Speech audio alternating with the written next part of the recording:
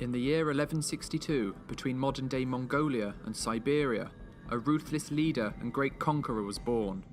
The King of Kings, a brutal barbarian and the founder of the largest connected land empire the world has ever seen. His name? Genghis Khan. Genghis, together with his sons and grandsons, went to war on an immense scale, and in only 25 years, the Mongol army conquered more territory than the Romans had done in 400. By the time of his death in 1227, the Mongol Empire stretched from the Pacific Ocean to the Caspian Sea.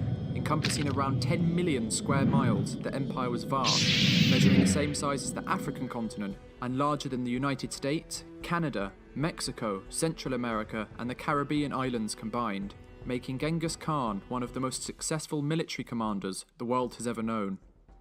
Born in 1162 to the name Temujin, he was the son of a local chieftain and was said to have been born clutching a blood clot, a sign from heaven that he would become a great warrior. Temujin experienced grief and suffering from an early age, with his father being poisoned by a rival tribe when he was only 9 years old. After his father's death, the tribe abandoned Temujin and his family, as Mongol tribes would only follow a strong and respected leader, forcing them to survive in the harsh conditions of the steppes by themselves. It was during this time that Temujin killed his half-brother, who had been accused of hoarding food while others starved. This allowed Temujin to gain control over the tribe, and soon he was leading it alongside his lifelong friend and blood brother, Genghis. 10 years later, Temujin understood that his small tribe in the open grasslands of the steppes was weak and exposed, so he sought to bolster his numbers by marrying into a local tribe. He soon found Borte, his first wife. Not only did Temujin gain a loving companion, but more importantly, the fighting force that came with her. Temujin was not fated to have a peaceful life, as it would not be long until adversity returned to him. The powerful Merkit tribe came and raided his camp, killing many and stealing Borte away. Temujin and Genghis managed to escape and made their way to the local Khan, who had fought aside Temujin's father, begging for help. The Khan accepted their plea, and soon Temujin was at the head of a massive fighting force. Shortly after, he took swift and decisive action against those who wronged him. Heading to the Merkit camp in the mountains of northern Mongolia, he slaughtered the offending tribe, taking his wife back in the process. These cruel conditions Temujin faced in his earlier years helped shape him into the fierce warlord he was to become, and taught him not only how to deal with his enemies, but also the value of forging friendships and alliances. As time progressed, the tribe became divided, as the fundamental differences between the two leaders became apparent. Temujin valued talent wherever it came from, whereas Genghis thought only those who had a noble birth should be respected. This led to a rift in the tribe and an eventual split, with Genghis now leading a clan of his own. It would be 2 years until the pair would meet again, in which Genghis' men slaughtered Temujin's unprepared and outnumbered tribe. The generals Genghis captured also faced a gruesome death, being boiled alive. When Temujin found out what had happened, he was furious, and it said from that day on he would seek revenge and pledge never to be defeated again. In 1204, the two finally fought each other in a pitched battle, which would be crucial for the survival of the Mongol people and would determine Temujin's position as commander. Tribesmen were trained in both archery and horsemanship, and when the battle began, they used this to deadly effect. Bows were made from wood and animal bone and had a shooting range of 500 yards. The military ranking was also based on the idea of meritocracy, so it was in this battle that Temujin proved his military genius. He told each warrior to light 5 fires on the eve of the battle, so Genghis scouts would report an immense fighting force, striking fear into the heart of the enemy. As dawn broke, both armies advanced, and when close enough, Temujin's forces unleashed a barrage of arrows and used cavalry charges to demolish Genghis' army. He then feigned retreat with some of his squadrons, luring his foe into a planned ambush where they were promptly slaughtered. This led to a decisive victory over his former blood brother, who fled from the battle.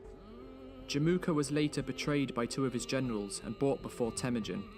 When he refused the second chance Temujin offered him, he was given an honourable death, and finally the Mongols were unified under one leader. To honour this great achievement, Temujin was granted the title of Genghis Khan in 1206, meaning universal leader. Genghis Khan soon turned his attention to the vast Chinese dynasties in the east. He knew the emperor would never allow such a strong and unified Mongolia on his borders, and so decided to take the first strike. Heading into China, the Khan's army plundered, raped and killed any who stood in their way until they reached the capital of the north, Zhongdu, now called Beijing. The city was one of the most advanced in the world, sporting 40-foot high walls that were completely alien to the nomadic Mongols. To get into the city, Genghis Khan used captured Chinese engineers to design siege equipment and camped outside the walls, cutting off vital supply lines. This lasted for so long that the Chinese began to starve to death by the thousands, many turning to cannibalism. When the Mongols went to take the city, they met reduced resistance and were able to take it with relative ease. This led to a month of plunder and destruction that enhanced Genghis Khan's reputation as a bloodthirsty murderer and brought the Mongol Empire to new heights. His army continued west after the conquest, managing to reach Eastern Europe, showing little sign of slowing down. Genghis Khan died in 1227 during his final conquest into China. According to the secret history, his last words were, "I have conquered for you a large empire, but my life was too short to take the whole world. That I leave to you." He appointed his son Ogadai as his successor, in the hopes that he could complete the divine mission. Genghis Khan was buried in an unmarked grave, with all those who arranged the funeral apparently executed in order to keep the location a secret. Genghis Khan left a remarkable legacy, not only in blood and warfare, but also in his descendants, as he took the most beautiful women as prizes from every conquest. Naturally, he had many children. So many, in fact, that recent studies suggest that 1 in every 200 people living today are directly descended from him. Under Genghis Khan's rule, there also developed a complex and sophisticated society, which paved the way for modern-day civilization. The Mongols disregarded race, ethnicity, and class, creating a society based on meritocracy, where individuals were rewarded on ability and talent above all other things. They also practiced religious tolerance, allowing the Mongol Empire to become one of the most diverse in history. In an attempt to unify the feuding tribes of Mongolia, Genghis Khan gave land to each tribe and established a legal system where he laid out uniform punishments so as to create a combined society that abided by the same laws. He also forbade the enslavement of any Mongol, helping to solidify equality for all citizens. He also offered protection for the merchants travelling across his empire, leading to the re-establishment of the legendary Silk Road that enabled the transportation of goods and technology from east to west. This path was so valued and well protected, it was said that a man could walk from one end of the Mongol Empire to the other with a gold plate on his head and never be attacked. This also enabled the spread of Chinese culture and ideas to the growing civilizations in Europe.